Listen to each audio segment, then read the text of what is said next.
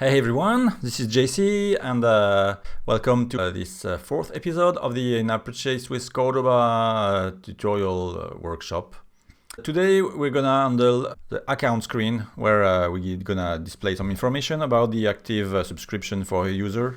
Last time we enabled a user to make a purchase, so now we want to check when the app starts what is the active subscription, if there is one, and all we can display about the subscription. So let's get started. So this is where we left out. We have this store screen where we can display our products and price, and we can purchase from here. And this is the account screen, and where for now it's empty. So we want to fill this account screen with some information about our subscription.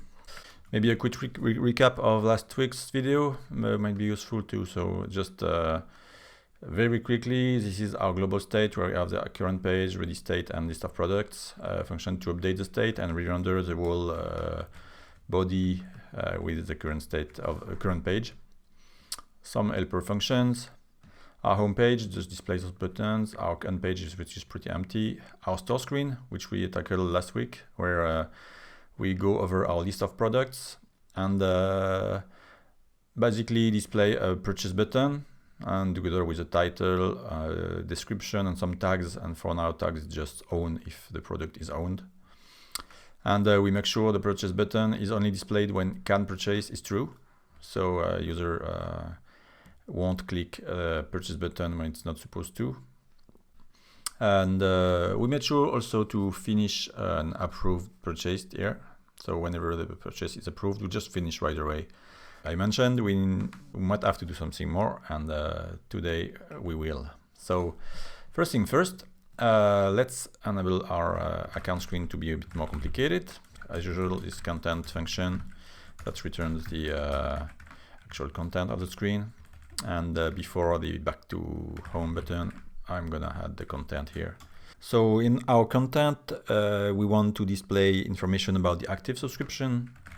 So first, let's make some helper store, some access to access our store, like without writing window every time. And I want to retrieve my list of subscriptions here. So I'm gonna do the store.products. I could loop over our products in a state, but I'm just gonna do it this way. Store.products already get the list of products. We want to filter those, only get products for which the type is equals to store.paid subscription. So this is our list of subscriptions. Actually, this will fail if store is not ready. So as usual, if not state.ready, return please wait. You know, this is it, like for the store screen. I think I'm gonna give it some space so it's clearer. So these are our subscriptions. Now there can be at least three cases. Either there are no own subscription, maybe our subscription is in the approved state, so it's like the status of subscription is being updated, or it's neither of those. It can be like in the valid state, which means not owned at all. So and since we have two subscriptions, it's a bit more complicated than that. What I want to do is maybe retrieve here my list of own subscriptions. So, that can be just one. So in our subscription, I'm gonna find one that has p.state equals store.owned. So this is like my own subscription, and this is my approved subscription in case there is one. Approved. Good enough for now. So if owned, nothing is owned and nothing is approved, we're not a subscriber. You are not a subscriber. Visit the store screen. All right. Now maybe we don't own a subscription, but the subscription, there is an approved subscription. So in this case, we want to display some please wait message. Please wait, updating the status of your subscription. Okay, now Obviously, in the last case, it's we have an own subscription. You want to display some information about it.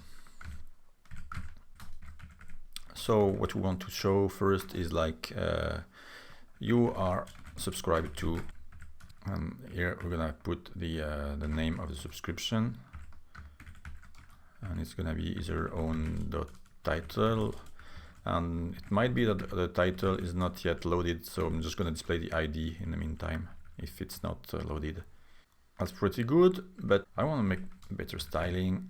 Let's put this in container row, and now /div. What else? We want to display the expiry date, probably. So expiry date equals, and then if our own subscription has an expiry date, it's gonna be equals to p expires new line. And the expiry date is a JavaScript date, so I'm gonna convert it to local string, something like that now. Okay. And here we're gonna display our expiry date or an empty string if there is none. All right, maybe we want to check like the purchase date when the subscription was first purchased. So this is in the purchase date field. Since okay, so we know here we can display also the last renewal date, and same again, renewed. Okay, and we can also display the renewal status in case the user want his subscription to auto renew or not. So lapse equals if own dot renewal intent is equal to lapse. Then we're gonna return warning, your subscription won't auto renew.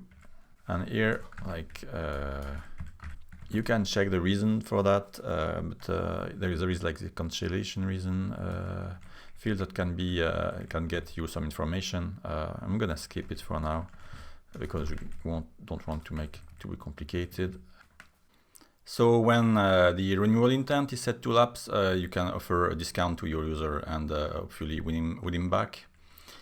If renewal intent is set to renew, then we can show an information like your subscription will auto renew at the end of the period.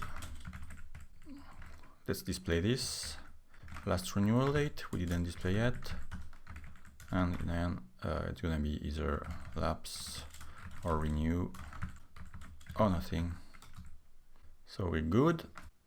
Now I could launch the app to show you what happens, but actually you will just realize it doesn't work because all those fields are fields you cannot get client side. You need to make a request to Apple and verify your receipt, and you get all this information back at this moment. There is another good reason to do that. It's because for subscription you want to be notified of renewals and cancellation. So the status of the ownership of this product might change while your app is running. And so for the plugin to do that, we need to set up what is called a validator. So it's a receipt validator. And this validator will be called by the plugin whenever like a subscription is set to expire to check if there is a renewal or not, there has been one or not. And also at startup to check the status of your subscription and get all this information like expiry date and renewal and lapsing status and etc. So you can implement yours, but we won't be doing that. I'm just gonna use Fovea's service for that. There is a receipt validator available as a service. So I created an account. So here is my account. It's just easy to create, like 2 minutes. You need to set up a few fields as the iOS shared key and bundle ID. Your bundle ID is just like whatever your bundle ID is for your application. For me, it's cc.fovea.purchaseDemo. And the iOS shared key you get from your App Store Connect account. Okay, so I had to log in, and now I'm on my purchase demo application, features, in-app purchases, and here you can get your app specific shared key. So just click on that. I'm using the master shared key, but you can generate an app specific and both work. And so you put this in this field here, and then it's useful to retrieve this iOS subscription status URL as well. So I can copy paste it and put it back here. I'm gonna remove this black. Okay, so you can go to App Store in your application, and there is a field here, and I can set the subscription status URL. I will save. So I'm all set up. I can retrieve my validator URL, scroll down to configure your Cordova app, and from here you have more information specific to Cordova, so like the store validator. You can copy paste from here, and it's also recommended to add something in your index.html if you're having some content security policy to make sure validator.forvia.cc is allowed. And lastly, we have a change to make in our approved event. First, we were just finalizing the subscription right away. Now we want to verify it whenever it's approved. So let's refactor that. When something is updated, I'm gonna render. When it's approved, I'm gonna do something. And when it's verified, we're gonna finish. And when it's approved, we're gonna verify. So this way, whenever a product is approved, we're verifying it. Whenever it's verified, we are finishing it. So let's test. I'm running Cordova Prepare iOS, opening the workspace, the Xcode workspace when it's done, and I'm running. Hopefully, I made no mistakes. And now we can see on the logs that it's making validation requests, sending validation requests to the server to check the status of our purchase subscriptions. So here this user made a lot of purchases already, and we have a long list of transactions. So we can see in our account page, we are not a subscriber. Here we could have chosen to display some information about our expired subscription. I didn't do it. You can do it. You can check your valid subscription products. If they have some expiry date and information like that, you can display too. In the store screen, I'm gonna subscribe. Subscription terms, agree, confirm. I'm all set. You can see that in the background, from the logs, there is another validation request sent with the updated App Store receipt, and it went back with some information about the owned products. Here in the store, the product is shown as owned. Now, when I go to the account screen, I can see all kind of information about my account. So you are subscribed to the subscribe to nothing product since, and this is the date. It expires at this date. It's been renewed at this date. And information, your subscription will auto renew at the end of the period. Back to home. In my store screen, I cannot make a purchase. I can upgrade to this other subscription, but we're gonna handle upgrades and downgrades in a later video. And something else I want to tackle in the next tutorial is also the introductory prices. So whether when a user can have a specific price tag for a subscription when he's never been a subscriber before. This will be for our next video. I hope you enjoyed this one. And if you want to be notified, don't forget to subscribe and hit the bell button. And I'll see you in the next video. Bye bye.